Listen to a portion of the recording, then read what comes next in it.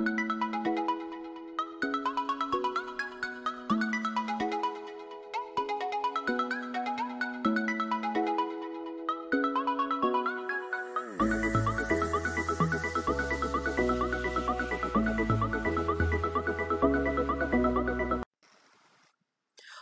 à toutes et à tous, très content de vous retrouver de nouveau sur cette chaîne et j'espère que vous allez bien. Dans cette vidéo sur l'ESP32 avec MicroPattern, nous allons donc apprendre comment gérer les entrées et les sorties sur ESP32 avec MicroPython. Alors le programme que nous allons donc écrire va donc consister à allumer ou éteindre une LED selon que la LED soit allumée ou pas avec le bouton poussoir. Donc si on appuie sur le bouton poussoir et que la LED est éteinte, la LED va s'allumer. Et si on appuie sur le bouton poussoir et que la LED était allumée, la LED va donc s'éteindre. Alors ici nous avons donc le schéma de montage. Donc on aura besoin d'une LED et d'un bouton poussoir qu'on va donc connecter en pull-up. C'est-à-dire qu'on va utiliser la résistance interne de notre carte ESP. Donc l'ESP32 comme l'Arduino dispose donc d'une résistance interne. Donc pour l'ESP32 c'est de 40 kΩ je crois. Et pour la carte Arduino c'était donc de 20 kΩ. Donc voilà un peu, ici nous avons donc le schéma de montage. Il y a plusieurs types de montage qu'on peut faire avec le bouton poussoir, comme le monter en pull-up ou en pull-down avec donc la résistance interne de l'Arduino, tout comme on peut utiliser une résistance externe. Donc je vous laisserai aussi un lien dans la description qui explique un peu cela, vu que j'ai déjà eu à réaliser une vidéo qui explique un peu cela dans le moins détail avec l'Arduino, et avec l'ESP32 aussi c'est exactement la même chose. Et donc pour les connexions, donc comme je le disais, on va donc utiliser le bouton poussoir en pull-up avec la résistance interne de la carte. On va donc connecter le bouton poussoir à la broche numéro 23 et la LED sera donc connectée à la broche numéro 22. Alors les amis, pour ceux qui ne sont pas encore abonnés à la chaîne, n'hésitez surtout pas de le faire et surtout de partager la vidéo pour une meilleure visibilité de la chaîne. On va donc s'intéresser à la programmation.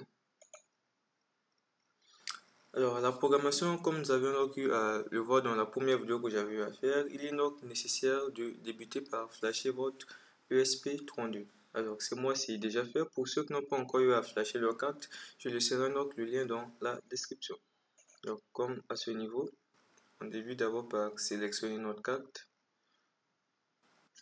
Donc c'est ce que j'avais eu à faire dans la vidéo précédente. Ça se flash juste une seule fois, à moins que vous changez le programme. Et pour flasher ça, on est donc venu à ce niveau.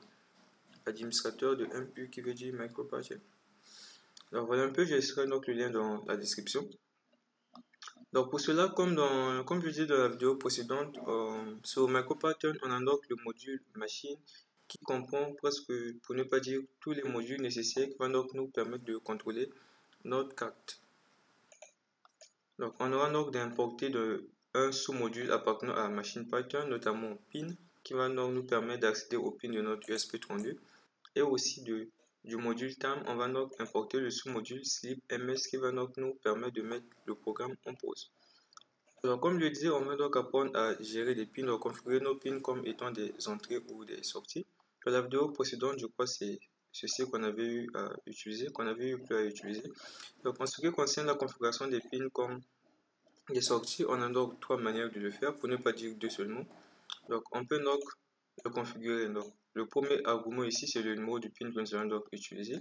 Ici c'est le mode, donc nous on va donc utiliser le deuxième argument qui est donc le mode. On va donc le mettre en output parce qu'on va donc envoyer le courant. Et lorsqu'on définit le pin, par défaut l'état du pin est à 0. Et ici par exemple on veut définir le pin à l'état 1. Dès qu'on configure le pin, c'est donc cette méthode qu'il faut donc utiliser. Donc on va donc ajouter un troisième argument qui s'appelle value. On va donc le mettre à 1 ou à 0. Selon que l'on veut que la broche soit directement au 3,33 volts, au 3,3 volts plutôt, ou à 0 volts. Donc à la différence aussi avec l'Arduino qui fonctionnait avec 5 volts, ici sur notre carte ESP32, c'est une carte qui fonctionne donc avec 3 volts. Un peu, c'est des petites différences comme ça. Et en ce qui concerne donc la configuration de notre broche comme étant une entrée, c'est presque pareil avec la configuration comme étant une sortie. Donc c'est toujours la même fonction in. Donc on envoie donc le numéro de la broche qu'on veut utiliser. Dans notre programme, c'est la broche numéro 23 que j'ai utilisé. À mode ici, au lieu donc de le mettre comme sortie, à la place de out, on va donc mettre in. Et on peut tout simplement mettre comme ça sans préciser le montage que nous allons donc utiliser. Et lorsqu'on utilise cette instruction, on sera donc obligé d'utiliser une résistance externe à la carte, comme on le faisait sur l'Arduino. Donc ici, on va donc connecter une résistance externe, soit en pull-up ou en pull-down. Mais pour éviter d'utiliser une résistance externe, voilà pourquoi on utilise ces deux méthodes pour pouvoir avoir accès directement à la résistance interne de notre carte. Donc dans notre programme, c'est ce que nous allons donc utiliser. Donc lorsqu'on le définit donc comme étant une entrée, pour pouvoir donc activer sa résistance interne en mode input pull-up, donc on est donc obligé de faire appel à un troisième argument qu'on appelle donc pull, qui va donc nous permettre de le mettre soit en pull-up ou encore en pull-down. Lorsqu'on le met en pull-up, lorsqu'on n'appuie pas sur le bouton, la lecture est à 1 et lorsqu'on appuie sur le bouton, l'état de lecture passe à 0. Donc dans la programmation, on va donc prendre cela en compte pour inverser l'état de lecture. Et notre carte ESP32 à ce niveau ici s'attend à recevoir une tension négative. Par contre, à ce niveau, c'est tout l'inverse. La carte va donc s'attendre à recevoir une tension positive, de telle sorte que lorsqu'on appuie, l'état passe à 1 et lorsqu'on n'appuie pas, l'état est à 0. Donc ça, ce n'est pas le programme final. On va essayer de tester ce programme pour voir ce que ça fait. Donc ce programme va simplement afficher l'état du bouton. Mais avant cela, comme je le disais dans la vidéo précédente, qu'on a différentes manières d'envoyer du courant au niveau de nos pins. Donc on a deux groupes de fonctions ici à ce niveau. On a pin off et pin on plutôt et pin off ou encore pin high et pin low. Ce sont donc ces différentes fonctions qu'on peut donc utiliser. Ça ne prend pas des arguments en compte, on les utilise directement ici. Et on a donc une troisième fonction ici qu'on appelle value qui va donc nous permettre soit d'envoyer du courant au niveau de notre Arduino ou encore de lire l'état de notre broche. Donc c'est cette même fonction qu'on va donc utiliser pour pouvoir connaître l'état de notre bouton. Alors cette fonction ici, ça nous permet donc de lire l'état de notre broche lorsqu'on lui envoie aucun paramètre. On le verra tout de suite. On va d'abord tester ce programme qui va donc nous permettre d'afficher le résultat de l'état de notre bouton. Donc, à titre de rappel, c'est ce montage que j'ai donc à utiliser. Donc, ma carte est déjà connectée, comme vous pouvez le remarquer. À ce niveau, c'est déjà connecté, donc je vais exécuter directement le programme sans plutôt le télévexer. Donc, je clique simplement sur Run. Et voilà qu'on a un qui s'affiche. C'est l'état plutôt de lecture de notre bouton lorsque je n'ai pas appuyé. Et lorsque je maintiens l'appui, on va donc remarquer que ça se trouve à 0. Donc pour cela, on va donc changer l'état. On va plutôt inverser la lecture. Donc juste à ce niveau, on va mettre un NAT ici pour inverser l'état de lecture. Je sauvegarde avec un CTRL S, puis je lance de nouveau. Donc pour le faire, assurez-vous vraiment que votre carte USB est connectée parce que c'est ce que j'ai fait chez moi. La carte est connectée et voilà pourquoi vous voyez donc les résultats s'afficher. Donc si vous ne connectez pas votre carte, il y aura une erreur qui va apparaître.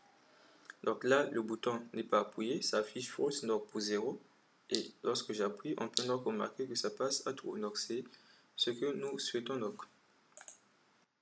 Alors revenons donc sur notre programme. Le programme que nous allons donc écrire va consister à éteindre ou allumer une lampe avec un bouton poussoir. Donc pour cela, je vais créer une variable que je vais appeler état et initialiser à false. Donc je le mets ici. Ça, je le mets d'abord en commentaire. Je vais le supprimer après. Donc, on va donc faire une condition if. Je vais donc prendre ceci.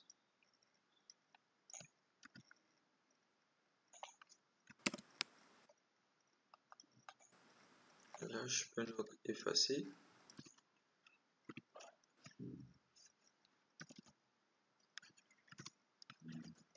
Donc, ce que nous allons donc faire ici, si on appuie sur le bouton, on va donc inverser l'état de notre variable état. Donc, si la variable état était à 0, ça va passer à 1. Et si c'était à 1, ça va passer à 0.